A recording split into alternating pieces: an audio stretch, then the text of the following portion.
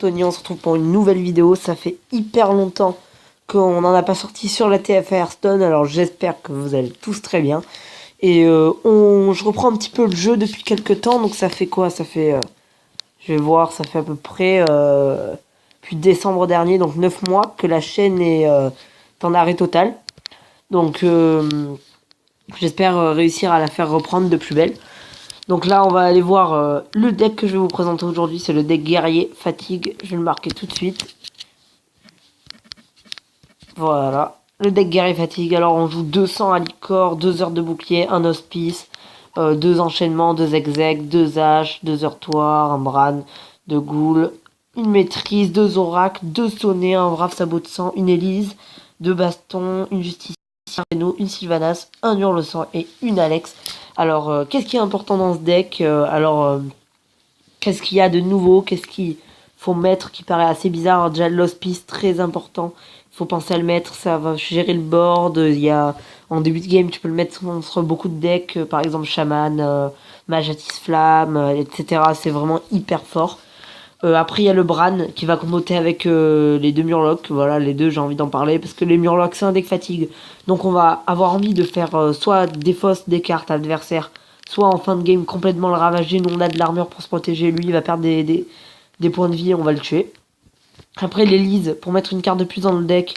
Et puis toujours cet aspect d'aller loin dans la game et aller la chercher. Et après, il y a Reno pour se remonter full HP quand on est face à des agros, c'est hyper intéressant. Donc c'est un deck que je teste depuis pas mal de temps. Pour l'instant c'est moyen. Mais je vais pas m'arrêter de le jouer juste pour ça. Je vais vraiment essayer de continuer, de persister. Juste à, juste à ce que je vois s'il est vraiment pas du tout viable ou s'il est fort ou pas. Alors, ça recherche un adversaire. Ça fait vraiment longtemps que je n'avais pas rejoué au jeu. J'ai repris depuis 2-3 jours. C'est vraiment pas mal. J'espère que la chaîne va vraiment revenir cette fois-ci. Ça serait vraiment cool. Alors c'est parti, Uther le porteur de lumière, le paladin, Spoon, alors bonne chance à toi. Ok, donc dans la main de départ, on a déjà 2 cartes que je veux garder. On va enlever Heurtoir et Heure de bouclier. Simplement pour le mulligan, on va souvent vouloir des cartes qui gèrent le board, donc comme du sang à licor, comme hospice. On veut souvent les armes, on veut enchaînement. Enfin voilà, tout vous connaissez quoi. Ouais, maîtrise c'est pas mal non plus, ça va nous permettre de piocher et de se mettre de l'armure. De faire tourner un petit peu le deck. Alors on va voir de quel type. Je pense que ça va être un contrôle, hein, très, très clairement. On va voir ça, de toute façon, on a le temps. Ça va être un petit paladin. Ok, Eric, c'est pour ça que l'arme serait vraiment géniale, là, ici. Aïe, aïe, aïe. Ben, on va être obligé de déjà claquer l'hospice. Ça nous permet d'éliminer la 3-2, de lui faire un tour à vide, de pouvoir piocher tranquillement derrière. Je dis ça comme s'il allait pas le train, mais franchement, pour 3, je vois pas trop ce qu'il pourrait faire. Surtout avec une 3-2 qui peut pas être visée, voilà, c'est parfait. Il va passer le tour, allez hop. Alors, plutôt que piocher, je vais en fait favoriser l'armor up cette fois-ci. Alors que j'avais dit que je piocherais. Simplement parce que je veux garder la maîtrise déjà pour l'heurt. Et aussi les 2 points d'armure là. Si je les mets pas maintenant, je les mettrai jamais. Ils sont perdus.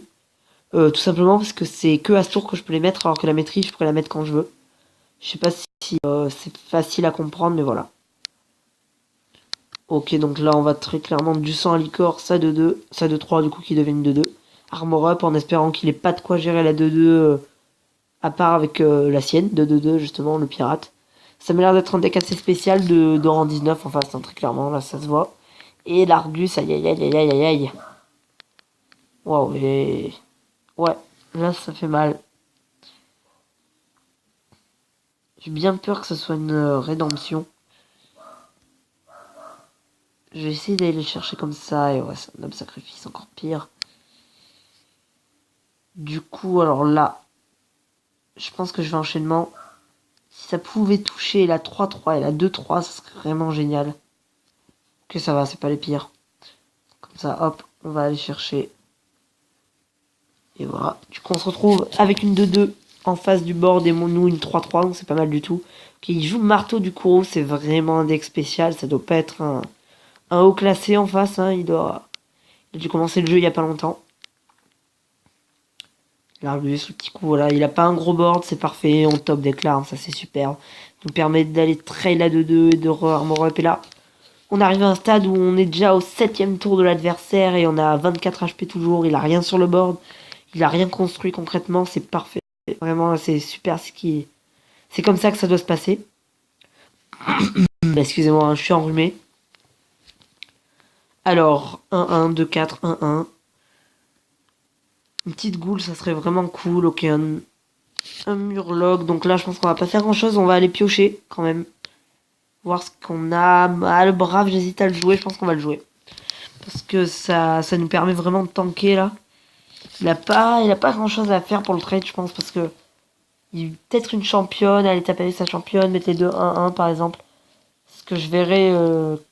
Oh là, ça c'est ballsy, comme on dit dans le milieu. Ok, c'est parfait. Si ça pouvait aller face, oh là là. Oh là là là là, alors là. Je pense qu'il y avait presque pas mieux parce qu'il ça nous permet vraiment de prendre le. Enfin, on trade tout son board, quoi, en fait, très, très clairement. Et il accélère toujours pas à niveau dégâts. On peut voir qu'on est toujours à 24 HP. Et c'est ça qui doit se passer parce que nous, tout simplement, on n'a pas besoin d'être plus haut que 20. Et on n'a pas besoin. En fait, c'est vraiment. On n'a pas besoin de mettre de dégâts et de construire de board. Tout ce qu'on veut, c'est tenir et éliminer ses cartes une à une. Ok, donc une 3-2, une 2-2. Ok, une 4-6. Ouais, là, par contre, il va falloir commencer à gérer. Parce que là, il commence à essayer de faire des choses, c'est logique. Je pense qu'on peut Sylvanas, aller chercher sa 3-2. Et Armor Up, on est toujours au-dessus des 20, c'est parfait. Une game qui se passe plutôt bien pour le moment.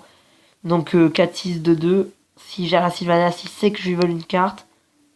S'il a un silence, c'est tout bénef pour lui, mais j'espère que non du coup. On va voir, on va voir. Paladin qui est pas beaucoup joué au classé. On m'a dit en tout cas, vu que moi j'y suis pas, je peux pas vraiment savoir de mes propres yeux, mais bon. Si on me le dit, c'est que c'est vrai. Cavalier en ivoire très très fort dans mon Enzod, je joue aussi sur lui des fois, ça fait un travail monstre. Là c'est juste pour lui donner un sort. Il sait que je lui mettrai jamais de dégâts, il a bien compris. Hein. Donc ce qui est cool vu qu'il a full HP, c'est qu'on n'a pas l'impression sur le prix de son sort, sur le coût de son sort. Donc ça va être assez gênant. Ok, donc là lui il prend la carte du full face. Il veut pas trade la Sylvanas, il s'est dit que dans tous les cas si quelqu'un doit trade c'est moi. Il n'a pas complètement tort, mais en même temps, ça m'offre un petit peu l'occasion de jouer librement, quoi. Là, je fais vraiment ce que je veux. Donc, qu'est-ce que je vais faire, justement?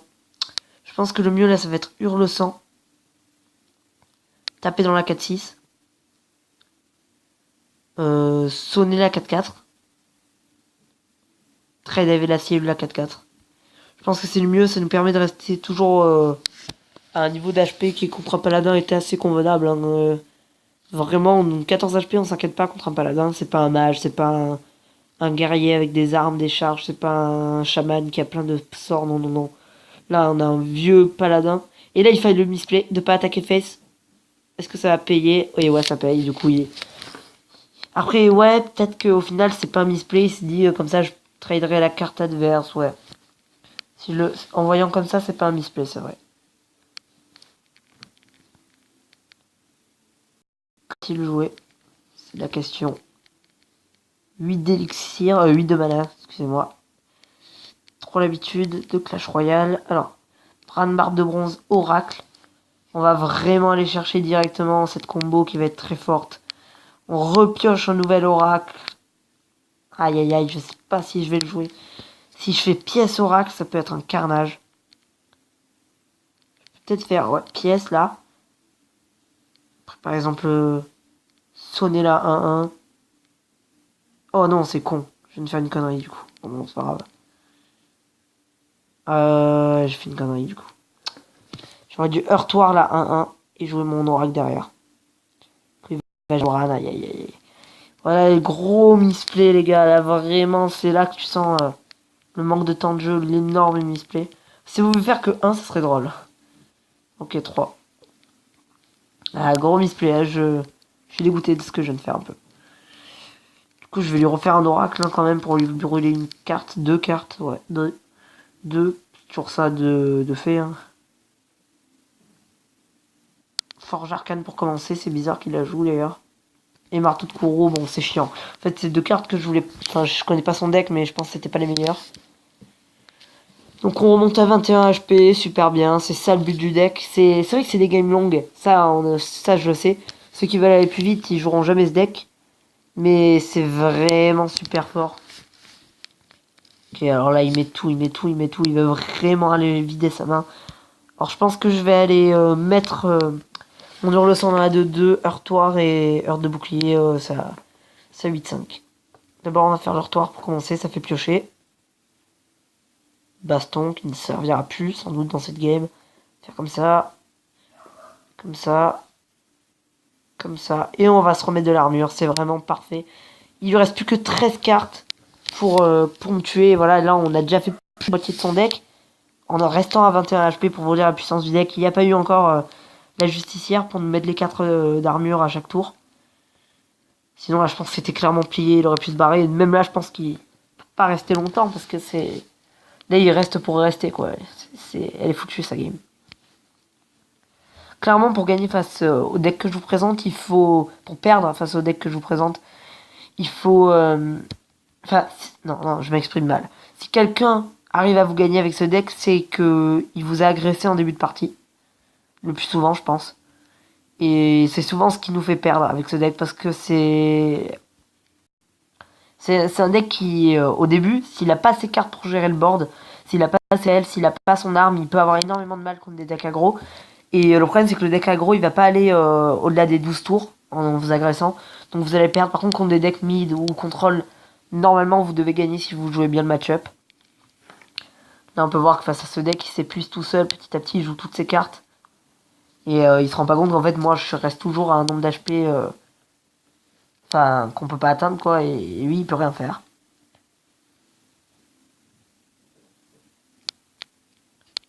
Il reste plus que 4 cartes dans son deck, moi plus que 5. Je pense que je vais essayer de trade comme ça, là, 1-1. Ok. On compte nos cartes, 9, ok. Je vais sans doute jouer une Alexstrasza, comme ça. C'est pas un repentir. Si. C'est un repentir. Ok. J'avais peur de ça, ben, pas grave. Ça fait une Alexstrasza 8-1, ça va sans doute être facilement trade. Ouais, il va faire... Ah ouais, l'unité quand même. Ouais, il s'épuise vraiment petit à petit. Il lui reste 8 cartes à... Non, 9 cartes. 9 cartes à jouer, les gars, pour lui. Il va se heal en plus. Guérison. Non, un pot des mains. Oui, pur. Et oui, c'est une erreur, mon ami. Tu te mets à la fatigue tout seul. Je te rends 8 HP pour les repères derrière. Là, il a perdu. Bien joué. Voilà, le justicière qui vient. Qui vient, l'accent. Hop, on monte à 36 HP. On va lui mettre les 3. Il prend son premier point de fatigue. Et oui, bien joué à toi. Tu peux partir maintenant. Ça sert plus à rien de rester.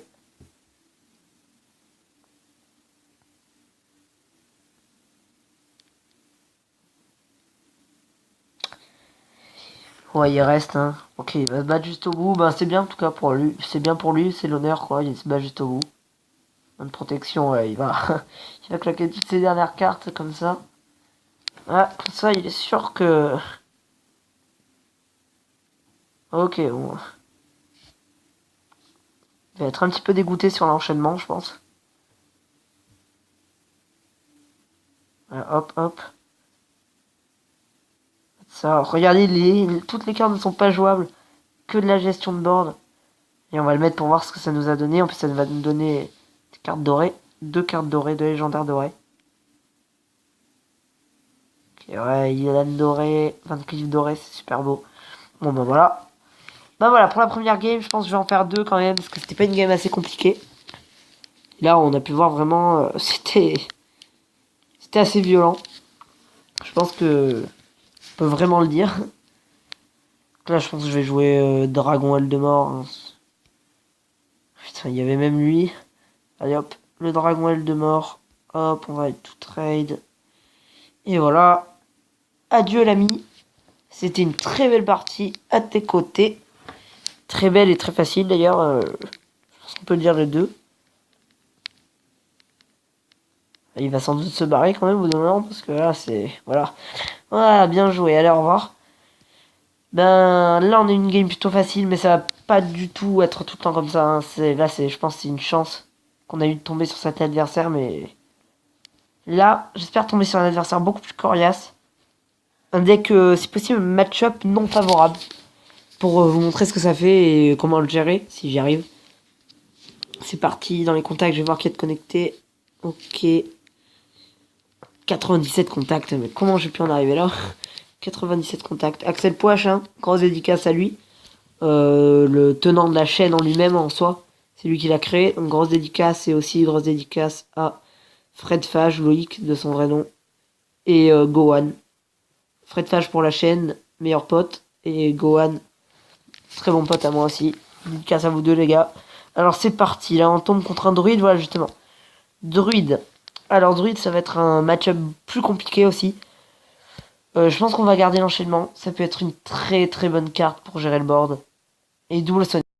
Là, on rentre dans une phase où on va avoir que de la gestion de board. Il va quand même falloir avoir une arme aussi. Voilà, c'est vraiment... C'est ça que veut le deck, mais quand même, des fois, faut une arme. J'en ai mis j'en ai mis 3 en tout dans le deck. Si j'avais l'occasion d'en mettre plus, j'en mettrais plus. Parce que c'est hyper important, mais voilà. Avoir une arme sur soi en guerrier, ça peut faire des games. Parce que l'autre peut pas poser de cartes, tu le bloques un peu. Donc on va voir de quel type de druide il s'agit. Pour le moment, il pose rien, ça c'est super. Un druide qui autour d'eux pose rien, il est souvent mal. Il a toujours normalement une croissance, un idole, non, même pas là. 33 HP. Allez. Petit à petit, on va gravir les HP, hein, comme d'hab. Alors, tour 3, il doit sans doute quand même avoir un tour 3, ou alors c'est un avianal, hein, on saura directement. D'ailleurs, si c'est un avianal, on est très très mal. Hein. Pièce. Oula, j'ai peur de trucs justement pour 4 que je joue toutes les avianales. Ok, Fandral, oula. Fandral, ouais. Mon ami Fandral. Je vais heurtoir pour piocher et... Bien. Alors, est-ce que j'utilise l'exec? Ça, c'est une grosse question. Oh là là là. Là, il y a un dilemme qui se pose parce que s'il joue Fandral, il joue peut-être les géants. Arcaniques. Parce qu'ils sont beaucoup joués. J'aurais les druides de la griffe, peut-être à exec. J'aurais peut-être des anciens de la guerre. Aïe aïe aïe aïe aïe aïe les gars, est-ce que je le fais? Le problème c'est que si là je laisse sa Fandral, c'est peut-être qu'il a idole du corbeau, parce qu'il a... Je pense que je vais la laisser. Là je vais la jouer hyper ballsy. Peut-être que je vais perdre la game là-dessus, hein. Mais c'est volontaire en tout cas. Je la laisse. Je la laisse en me disant que j'aurais mieux à gérer. Oh là, oh, déjà là ça... Oh là là. Bon. L'avantage c'est que ça n'a pas été non plus horrible. Je vais pouvoir la gérer, ça Fandral. Pouvoir mettre sonner du sang à licor, c'est ça que je vais faire, ouais. D'abord du sang à licor, hop, après le petit sonnet. On se retrouve avec une 2-2, donc si jamais il prend le trade sur la 4, avec la 4-3 sur la 2-2, on pourra s'y reposer une carte, mettre un enchaînement. Donc ça peut être génial. On va voir ce qu'il va faire. Oh, nourrir. Alors ça, je m'y attendais pas pour la peine. Prendre le trade, c'est normal. Et là, vu qu'on est à 33 HP, qu'on est très très bien, bah je pense qu'on va directement justicière. Justicière qui est juste, quand tu la poses dès le tour 6, ça peut être un tournant de la game énorme pour l'adversaire, parce que là c'est horrible de voir la justicière venir, tu te dis... surtout quand t'as un deck comme le sien qui quand même doit mettre des dégâts, c'est à la base. Tu te dis, voir une justicière arriver, se mettre 4 à chaque tour, ça va être hyper dur à gérer. Déjà, il met un éclat lunaire face, alors ça, c'est grosse blague, quoi. Il met ça pour pas se meul, mais bon, voilà. Que moi, je pense que je vais le murloc, là, directement. C'est un bon top deck. Voilà, je vais lui mettre une carte, déjà, pour commencer. Colère, ok. Armor up. Et je vais mettre l'arme. Je vais pas taper, je pense qu'il joue pas. Même s'il joue Harrison, il n'aura jamais ici, sinon il va se faire overdraw, donc là, on est parfait. Mode de carte. C'est super. Donc là, voilà, c'est un match-up qui va être plus compliqué. Un vrai joueur en face. Pour pas dire que l'autre c'était un faux, c'est mal dit de ma part, mais voilà. Là, on a un bon joueur. Alors, qu'est-ce qui fait croissance? Rage farouche. Ok. Et colère. D'accord. Il pioche encore. Ah non, ouais, intelligence. Intelligent, son play, il pioche pas, c'est bien joué de sa part. On va pas lui enlever ça. On va taper comme ça, on va sonner, on va se mettre à 34 HP tranquillement. Pour l'instant, on est très bien. On a réussi à lui faire overdraw 2 cartes déjà. 2 cartes qu'on n'aura pas à gérer. C'est toujours ça qu'il faut se dire. Il reste 20 cartes à jouer. On lui a déjà enlevé 10 cartes. Sans prendre un seul point de dégâts. C'est ça qu'il faut se dire à chaque fois. Ok. Et Drake Azur.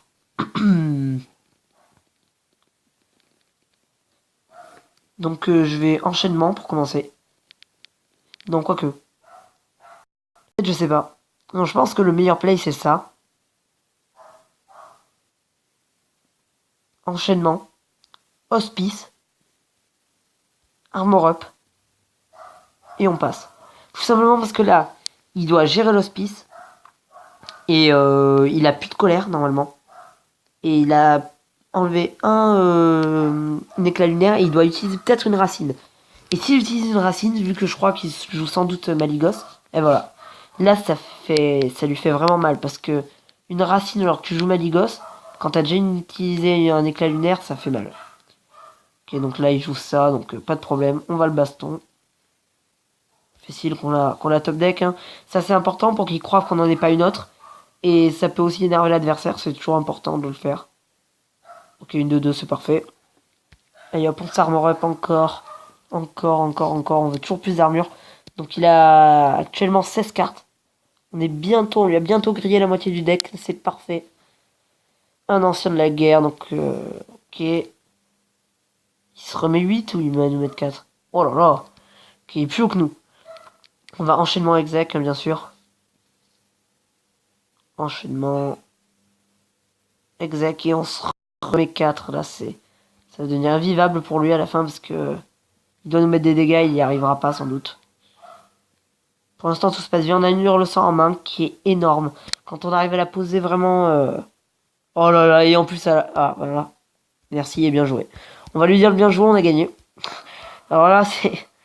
Vraiment, c'était le truc à pas faire, quoi. Il va pleurer, je pense. Là, il va pleurer, clairement. Voilà, bonjour. C'était le truc qu'il fallait pas faire, quoi. Mettre son Harrison dans le vide. Il fallait pas qu'il mette son Harrison dans le vide, et là, il le fait, il fait l'erreur.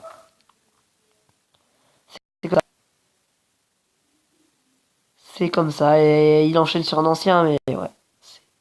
Ça va être compliqué, vraiment, pour lui. Il a fait une erreur énorme, là, parce qu'il doit pas faire ça. Simplement, ça ne le fait jamais. Un Harrison contre un guerrier, mais tu dois pas faire ça. Vraiment, là, plus je me le dis, plus je me dis que c'est un play complètement débile. En plus, ça l'a amené à rien, quoi. Ouais, non, c'est ridicule. Alors là, c'est... Plus j'y pense, plus je trouve ça ridicule. Donc, là, on heurte, voilà. Petit à petit, on lui grille toutes ses cartes, il lui en reste 12. 12, on a un hurle-sang, on a une baston. On a encore un exec, encore une heurte, on a une Sylvanas. Il poste son Maligos, le tout pour le tout. Il y va, le petit. Je vais mettre la Sylve. Je vais armor up et là on va voir qu'est-ce qu'il va faire. Alors c'est chiant, vraiment.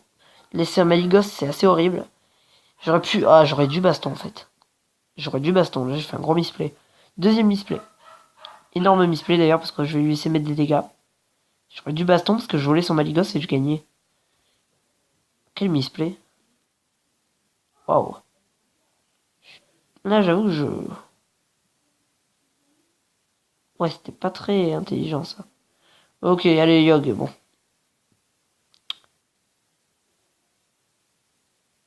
Oh ouais ça c'est super. Ah ok, et oui. Vu qu'il s'est réduit au silence, ça c'est génial. Bah, du coup, merci. Au revoir. Un adversaire de moins.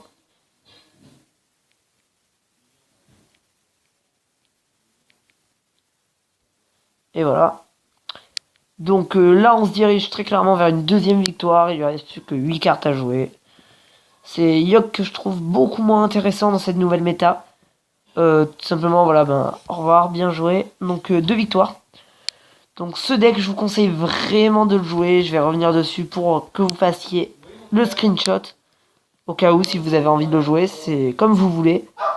Je vais revenir dessus, le chien, bien sûr, comme toujours. Alors hop, on va revenir dessus. Le petit deck. J'espère que la vidéo, excusez-moi, vous aura vraiment plu. N'hésitez pas à me le dire, partagez un commentaire, quel deck vous voudrez que je fasse, si le deck vous a plu, si vous l'avez testé, des cartes que vous voulez rajouter, etc., etc. Voilà, je vous laisse le temps pour le screenshot. En tout cas, c'était tout pour moi. Ciao la famille, à bientôt.